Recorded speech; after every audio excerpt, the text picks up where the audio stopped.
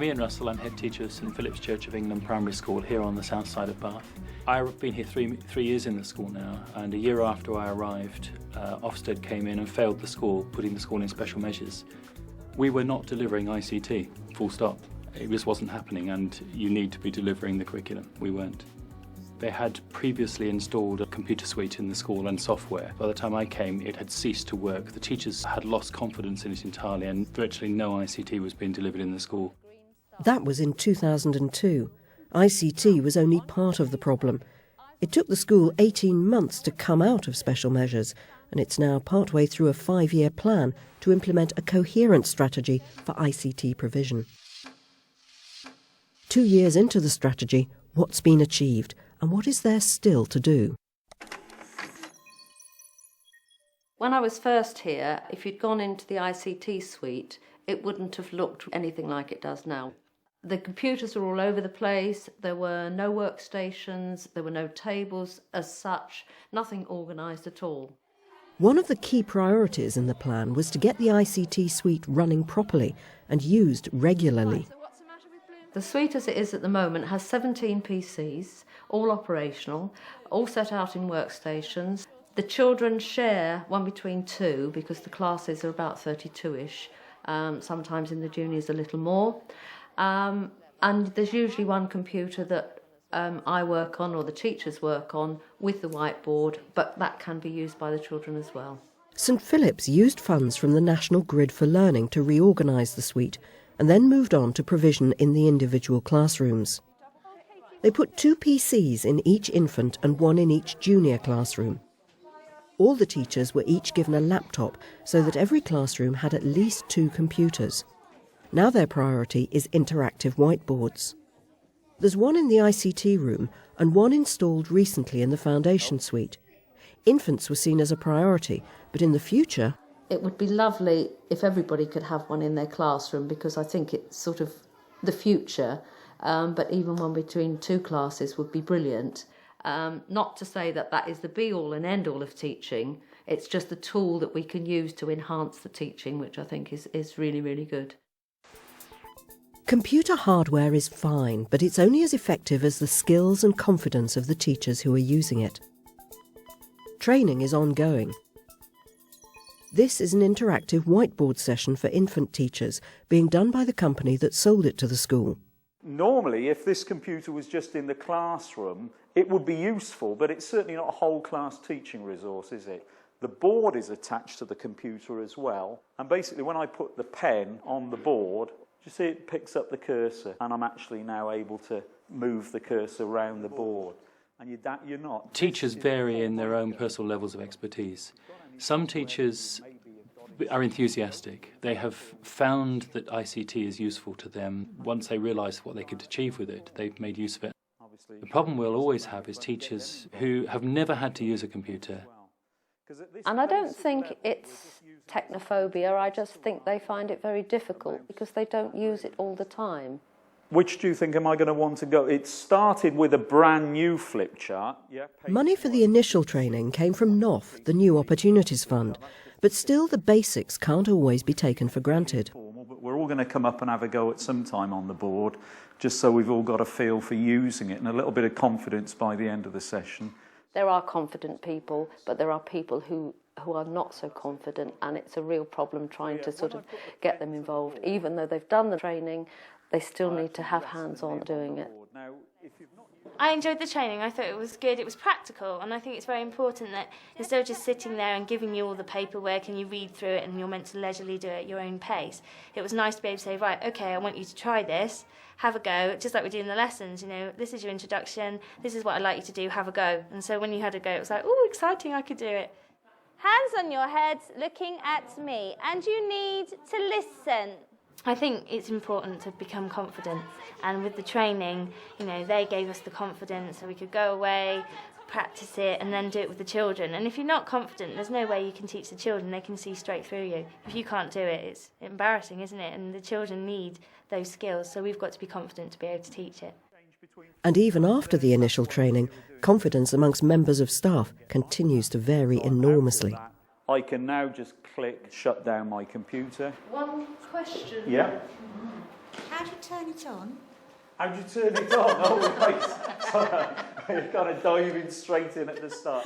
Let's stop from there. Now, with an ongoing programme of training and hardware in place, the school's beginning to use computers in the classrooms.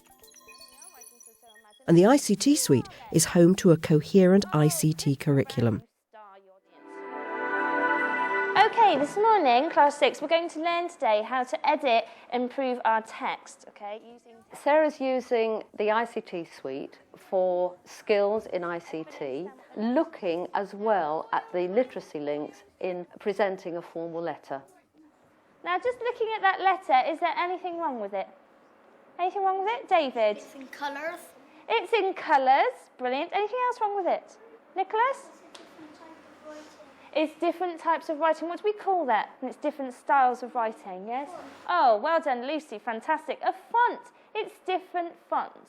Now, the letter... The class, a Year 3 class, mixed ability children, and it didn't really matter if they weren't very good readers. That wasn't a problem because they could listen to the voice.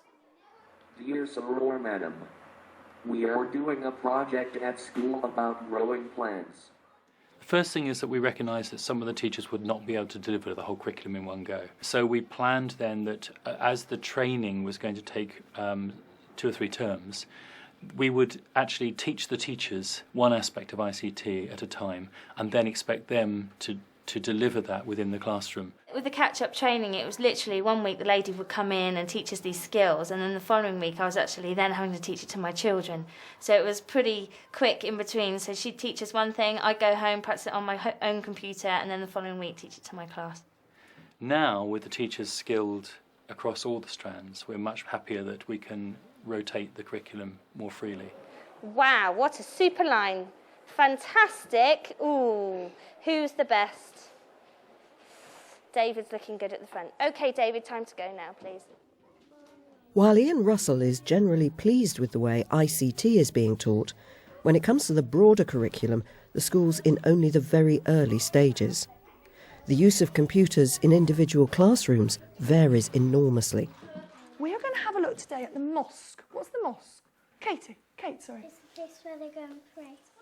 Children in this Year 3 and 4 humanities lesson are using the resource. Their teacher, Jo Hooper, has planned the session on the principles of Islam so that children can take turns to work on the laptop or PC. Between the words. OK, sweetheart. The programme the children use and we use is a programme called Texties, which is a word processing programme. It's also got a drawing element on it. And they can do lots of other things on there. It's got spreadsheets and a database on there. It's the programme they use. It's very much like Word, actually, but it's quite child-friendly because they know it so well. So they're not asking me, how do I use the programme? They just know it. And Jo even takes the laptop home so she can design simple worksheets for the class. Some software and some actual worksheets we have to make.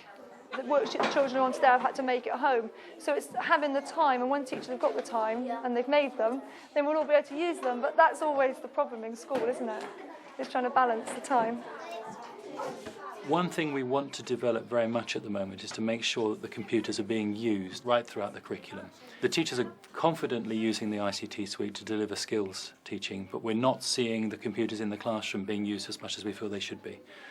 We want to see that happening across the board so that there's always something happening using the computer in the room at any one time. So Jo is the first of you to do his little homework presentation, and this is it, and he has prepared his on PowerPoint at home. So you're going to listen really, really nicely, Sarah, and you're going to listen by looking as well.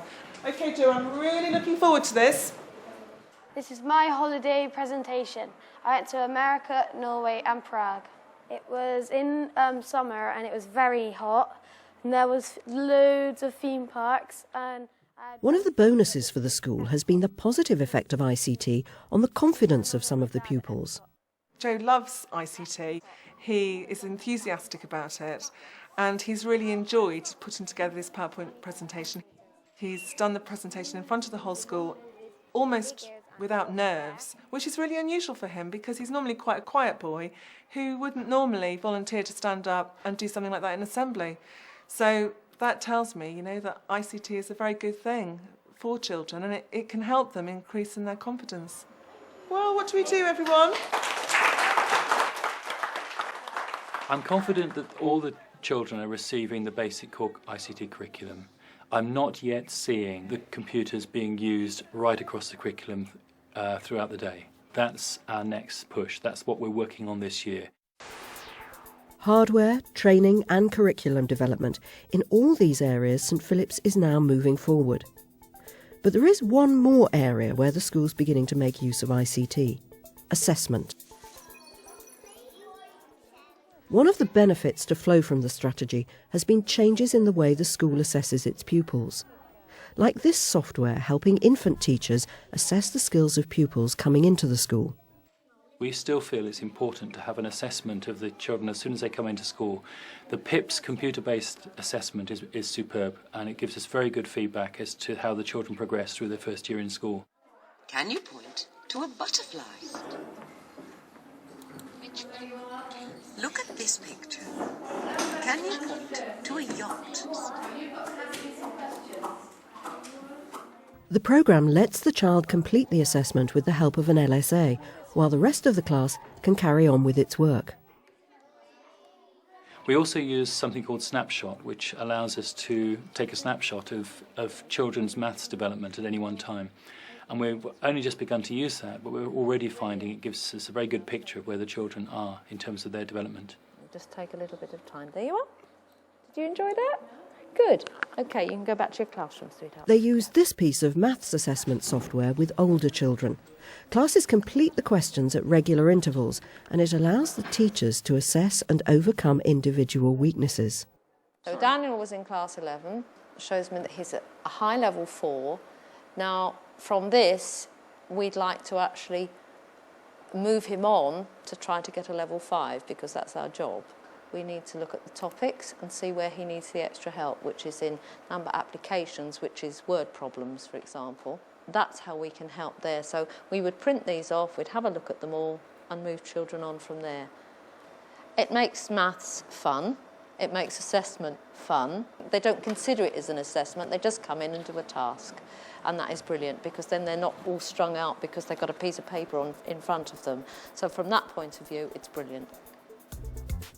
So, from a damning Ofsted report and special measures 2 years ago, this primary school has begun to change the way ICT is perceived by governors, parents, pupils and teachers. It still has some way to go, but what are the lessons so far? Take your time. Don't try and do it all in a hurry. Expect that it's going to take several years to provide a full implementation of everything you want. Plan your development plan accordingly. The head teacher of the school needs to have a real vision for ICT and a real desire to see it developed in the school. Without that, you're not going to end up with the budget, the resources or the direction for the subject. Keep staff with you. Support them, train them, encourage them, but don't force the pace beyond what they can cope with. But recognise they will get there and help them.